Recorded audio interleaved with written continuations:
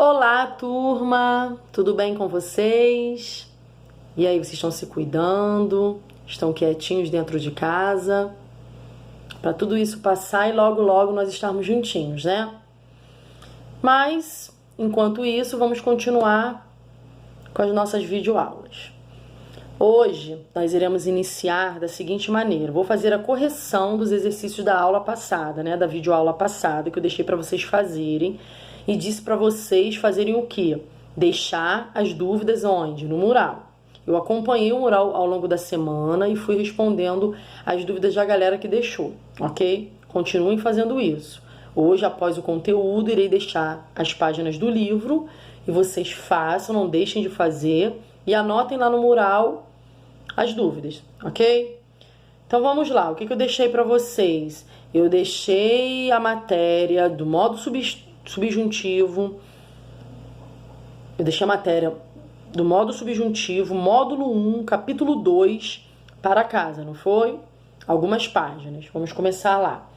Na página 103, número 2, está assim, leia a seguir um trecho de uma reportagem. Tem a reportagem, né, Superpoderosas são as crianças. Vocês leram essa reportagem e abaixo da reportagem tinha algumas perguntas. Na letra A, está a seguinte pergunta. Qual foi a intenção da jornalista em dar o título Superpoderosas são as crianças para o seu texto?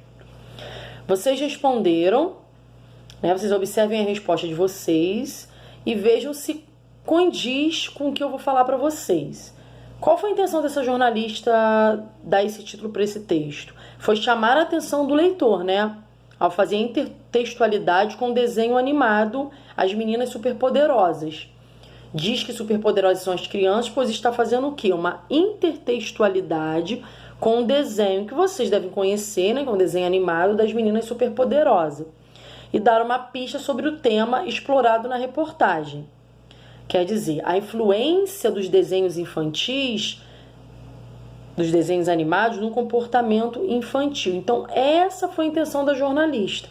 Mesmo que vocês tenham respondido algo um pouco diferente, estando nesse mesmo contexto, não tem problema. Vocês só não podem fugir totalmente da resposta, ok? Na letra B, como você viu, muitos pais não estão satisfeitos com a programação Televisa infantil. Diante disso, imagine que você é o pai ou a mãe de uma criança que assiste os desenhos infantis.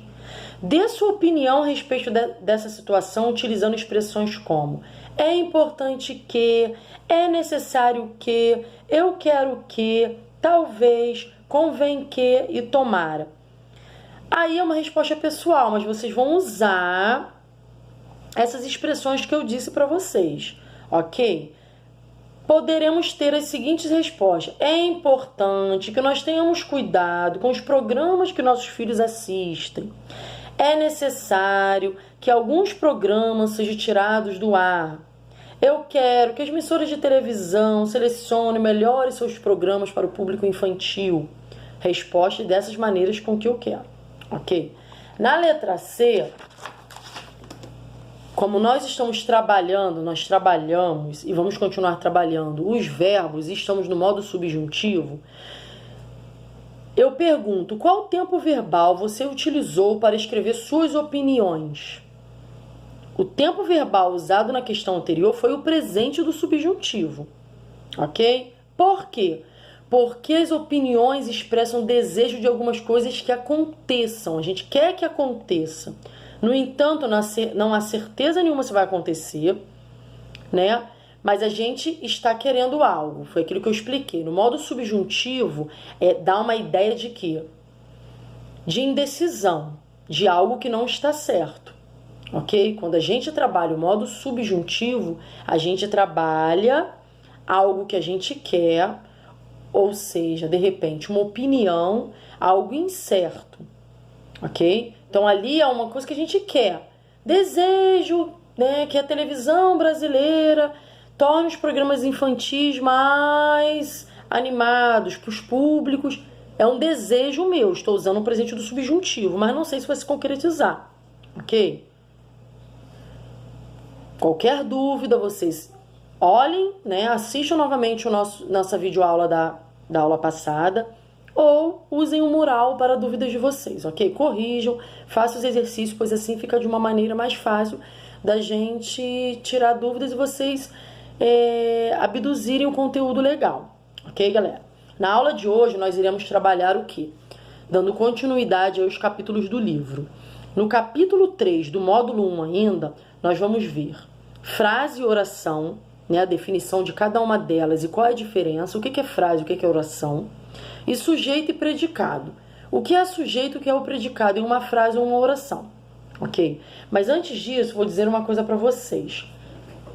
Após a explicação desse conteúdo, vou deixar as páginas do livro para vocês estarem fazendo e vou pedir a vocês que não esqueçam do livro paradidático, né? Nós temos os livros paradidáticos de cada bimestre.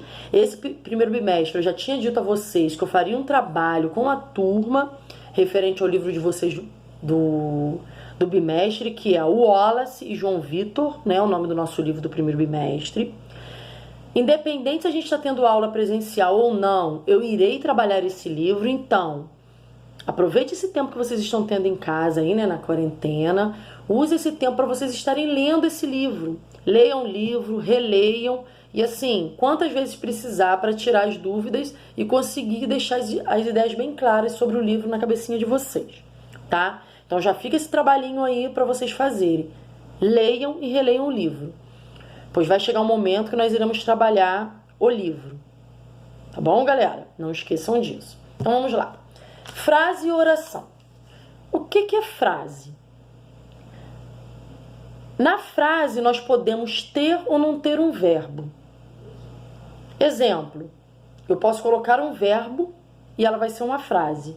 Ou eu posso não ter um verbo e ela pode ser uma frase da mesma maneira. Que calor é uma frase. Eu tenho um verbo? Não, mas não deixa de ser uma frase. Agora, se eu falar para vocês, adoro mexer no celular, eu tenho verbo nessa frase? Tenho. Tenho até mais do que um verbo, né? Eu tenho adoro, do verbo adorar, e mexer, né? Eu tenho dois verbos e continua sendo uma frase? Sim, continua sendo uma frase. Ok? A frase que não possui verbo, ela recebe o nome de frase nominal. Já a frase que possui verbos, um ou mais verbos, né? Ela chama-se frase verbal. Vocês conseguem distinguir se tem verbo ou não? É uma frase, ok? Agora, professora, o que é uma oração? O número de verbos e locuções verbais de uma frase que corresponde ao número de orações presentes nela. Então, orações são as partes de uma frase que tenha verbos ou locuções verbais e aí vão formar as orações. Olha um exemplo aí. E sem saber, você pode estar comendo mais do que deveria. Vamos separar as orações. E sem saber é uma oração, porque saber é um verbo, ok? Você pode estar comendo mais é outra oração, porque olha uma locução verbal aí. Estar comendo, dois verbos juntos formam uma locução verbal. E terceira oração, do que deveria. Deveria é outro verbo, não é? Então, oração são as partes que eu tenho com um verbo ou mais em uma frase, ok?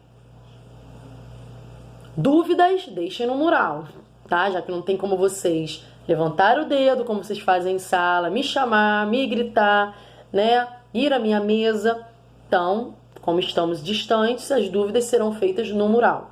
Tá? Relembrando, então, a frase ela pode ter verbo ou não. Se ela não tiver verbo, ela é uma frase nominal. Se ela tiver verbo, ela é uma frase verbal. E a oração são as divisões que nós temos dentro de uma frase, dentro de um parágrafo, ok? Onde a gente separa o quê? Pelos verbos, quando tem um ou mais verbos. Vocês sabem, como eu já dei anteriormente, quando a gente tem dois verbos ou mais, nós temos uma locução verbal, certo? O que é sujeito e o que é predicado?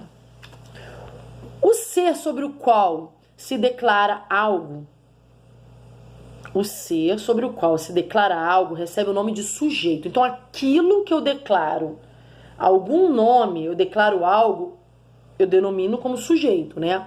E o predicado é tudo que é declarado a respeito do sujeito. Tudo que eu estou dando ideia para o sujeito, que eu estou classificando o sujeito, é um predicado. Olha o exemplo aí. Senhor José nasceu na cidade do Rio de Janeiro. Qual é o sujeito aí? Qual é o ser que eu estou declarando aí? Senhor José, né? É o nome que eu estou declarando. E o que está sendo declarado a respeito do Senhor José? O que eu estou dando aí ligação ao Senhor José? Que ele nasceu na cidade do Rio de Janeiro. Então, qual é o predicado dessa frase? Nasceu na cidade do Rio de Janeiro, né? O telefone está muito lento. Qual é o sujeito aí desta frase? O telefone está muito lento. Qual é o sujeito? O que eu declaro aí algo? O telefone, né? O telefone é o sujeito, é aquilo que eu estou declarando alguma coisa nessa frase. E o que é declarado a respeito desse sujeito? A respeito do telefone, que ele está muito lento. Esse pedaço é o que? É o predicado. Ok, galera? Vou deixar para vocês as seguintes páginas para vocês estarem fazendo. Da página 93 a 101. Tudo relacionado à frase, oração, sujeito e predicado. Dúvidas, deixem no mural e não deixem de ler o livro. Ok, galerinha? Beijinhos no coraçãozinho de vocês. Fiquem com Deus e até a próxima.